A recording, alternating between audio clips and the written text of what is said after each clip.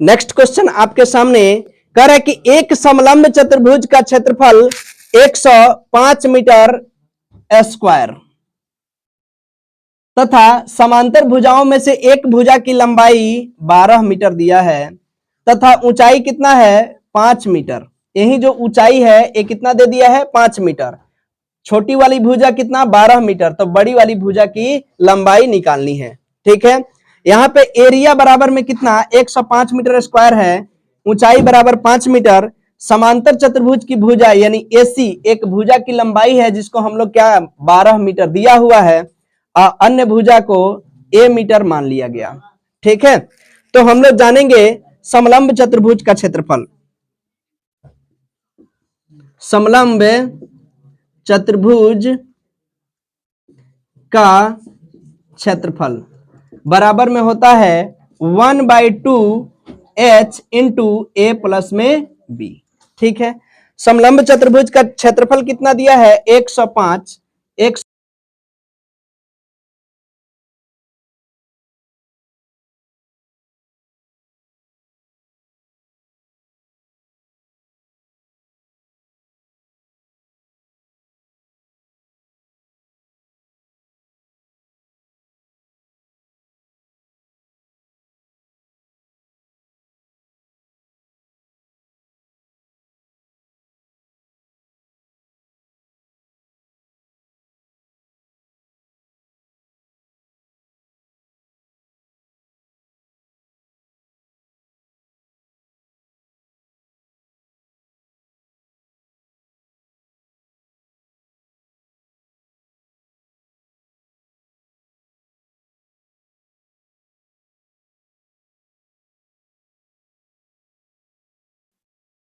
साथी नेक्स्ट प्रश्न आपके सामने है, समझिएगा।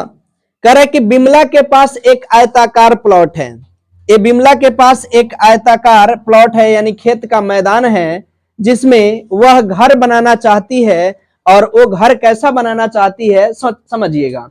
कह रहा है कि जैसा कि चित्र में दिखाया गया है ये आयताकार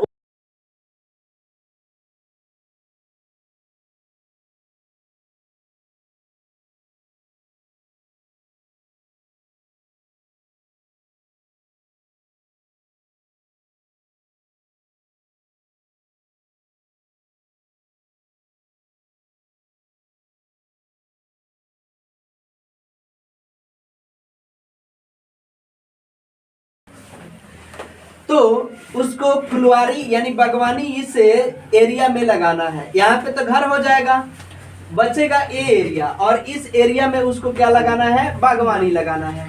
कह रहा है कि उसे फुलवारी लगवानी है। उसे फुलवारी लगाने में 40 रुपया प्रति वर्ग मीटर की दर से कितने रुपये खर्च करने होंगे। यानी प्रति वर्ग मीटर के उसका जो रेट है वो 40 रुपया दिया हुआ है प्रश्न में।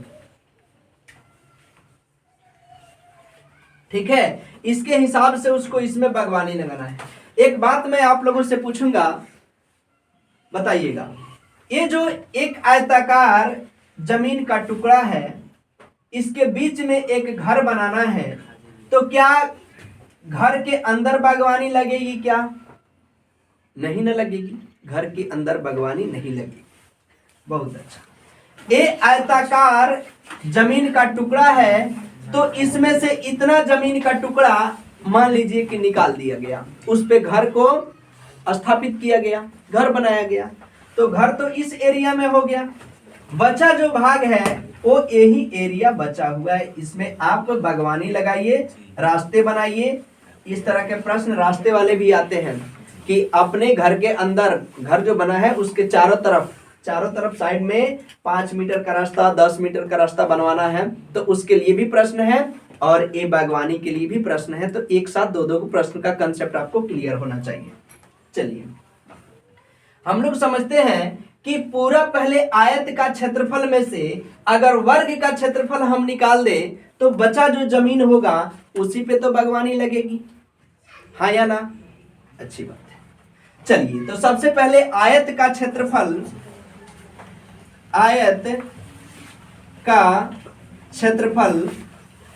माइनस वर्ग का क्षेत्रफल, वर्ग का क्षेत्रफल। ठीक है, कोई दिक्कत नहीं। आयत का क्षेत्रफल क्या है? ए एल है, ए बी है, तो एल इंटू बी होता है, एल इंटू बी। वर्ग का क्षेत्रफल क्या होता है? वर्ग का क्षेत्रफल ए स्क्वायर यानी भुजा स्क्वायर, तो ए स्क्वायर हो गया। तो एल इंटू बी यानी 80 गुने 60, 80 गुने में 60, माइनस में ए स्क्वायर यानी 40 गुने में 40। ठीक है, ए कितना हो गया? 8 छक 48, डबल जीरो, माइनस में 4 चौका 1600। ठीक है, 4800 में से 1600 निकाल देंगे तो 16 दूना 32, 16 तिया 48 यानी 3200 मीटर स्क्वायर एरिया बचा। ये जो एरिया हमारा बचा हुआ है, ये पूरा का पूरा जो खाली दिख रहा है, ये 3200 मीटर स्क्वायर एरिया बचा हुआ है। और 1 मीटर प्रति स्क्वायर का दाम है 40 रुपया प्रति, यानी 40 रुपया प्रति मीटर स्क्वायर की दर से क्या करना है? बागवानी लगाना है। तो 3200 स्क्वायर फीट में कितना से गुना कर देंगे?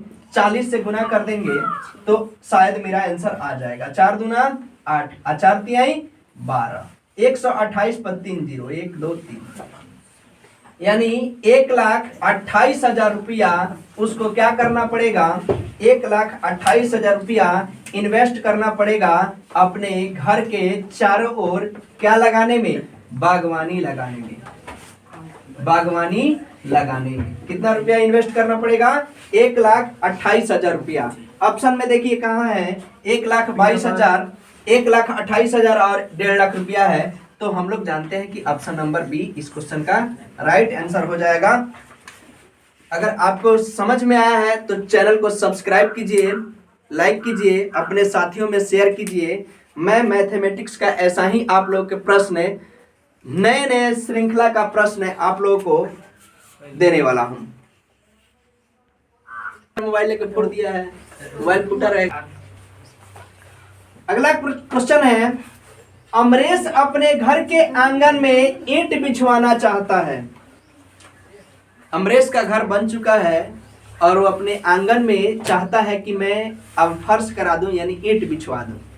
आइए, बहुत सिंपल सा क्वेश्चन है, आप लोग समझिएगा और आप लोग के भी जीवन में इस प्रश्न का महत्व आएगा, क्योंकि आपको भी घर बनवाना होगा, आपको भी ईंट बिछवाना होगा। तो कितना ईंट लगेगा, उसका कितना खर्चा है, आप आसानी से कैलकुलेट कर सकते हैं। तो चलिए, वीडियो अच्छा लगेगा तो चैनल को सब्सक्राइब करिएगा। अगर अभी सब्सक्राइब कर देते हैं तो बहुत अच्छा लगेगा। आइए, अमरेश अपने घर के आंगन में ईंट बिछवाना चाहता है। यदि आंगन की लंबाई 20 मीटर, चौड़ाई 15 मीटर, उसका आंगन जो है वो कुछ आयताकार है। क्योंकि आप लोग समझ रहे हैं कि आयत में लंबाई और चौड़ाई दोनों होती है, तो ए लंबाई है और ए चौड़ाई है। ठीक है, तो लंबाई कितना दिया है? 20 मीटर, 20 मीटर। चौड़ाई कितना दिया है? 15 मीटर। बहुत अच्छा। वो तथा एक ईंट की लंबाई 25 सेंटीमीटर। ध्यान दीजिएगा, बहुत इंपॉर्टेंट पॉइंट्स यहाँ पे दिया है। क्वेश्चन में दिया है मीटर में और ईंट की लंबाई दिया है सेंटीमीटर में। समझ रहे हैं? यहाँ जो ईंट है उसको भी हम लोग आयत के रूप में मानना है। समझिए, ईंट होता है घनाभ के आकार का, क्योंकि लंबाई, चौड़ाई और ऊंचाई तीनों होती है ईंट में। बट यहाँ पे जो लेना है वह एक ईंट को, आकृति को आयत की आकृति ही मानना है। आया बात समझ में? बहुत अच्छा। छोटे छोटे पॉइंट्स जो भी होंगे मैं आप लोगों को बताते चलूंगा। तो उस आंगन में कितनी ईंटें लगेगी? कच्चा चित्र बना हल करें, यानी एक कच्चा चित्र, यही कच्चा चित्र है। समझिए, ये आयताकार उसका आंगन है, उसमें एक ईंट को अगर रखना होगा, सेट करना होगा, तो बताइए ऐसे सेट होगा कि नहीं होगा?